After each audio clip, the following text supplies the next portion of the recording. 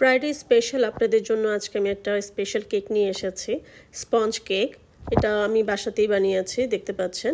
প্রথমত আমি দুটো ডিম নিয়েছি।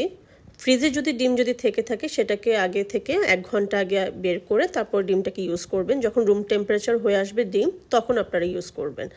আপনারা দেখতে পাচ্ছেন যে প্রথমে আমি ডিমটাকে ভালোভাবে ফেটিয়ে নিয়েছি। এরপর আমি 1 কাপ চিনি নিয়েছি। চিনিটাকে অল্প অল্প করে নেবেন। আমি 3 ভাগে নিয়েছি, নিয়ে আমি সুন্দর করে এটাকে ডিমের সাথে মিক্স করে নিয়েছি। এরপর দেখতে পাচ্ছেন যে আমি ভ্যানিলা এসেন্স ইউজ করেছি যাতে ডিমের ফ্লেভারটা যাতে না আসে। এরপর আমি 1 কাপ তেল দিয়েছি। এখন দেখতে পাচ্ছেন যে আমি ময়দা নিয়েছি 1 কাপ, ভ্যানিলা সোডা নিয়েছি, আর হালকা পরিমাণ লবণ দিবেন যাতে আপনার ব্যালেন্সটা যাতে থাকে, চিনির যে একটা ফ্লেভার থাকে, চিনির যে স্বাদটা থাকে সেটা যাতে আপনার একটা ব্যালেন্স যাতে পান। অ্যান্ড লাস্টে যেটা আমি করেছি, আধা কাপ লিকুইড দুধ আমি ইউজ করেছি এবং পাউডার আমি দিয়েছি। পাউডারটা দিলে আপনার মানে মিল্ক যে পাউডারটা, সেটা দিলে আপনার টেস্ট কিন্তু খুব ভালো আসে কেকের।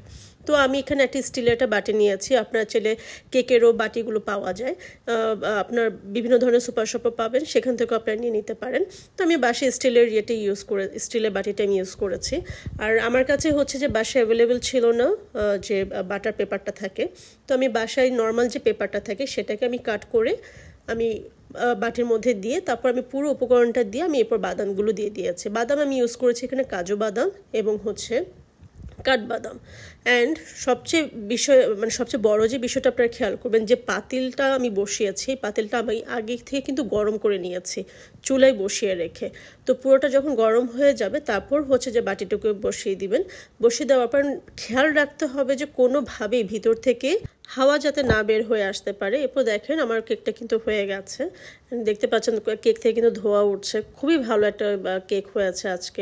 দেখতেও পাচ্ছেন যে এত নরম, এত স্পঞ্জ হয়েছে কেকটা, আপনারা দেখতেই পাচ্ছেন।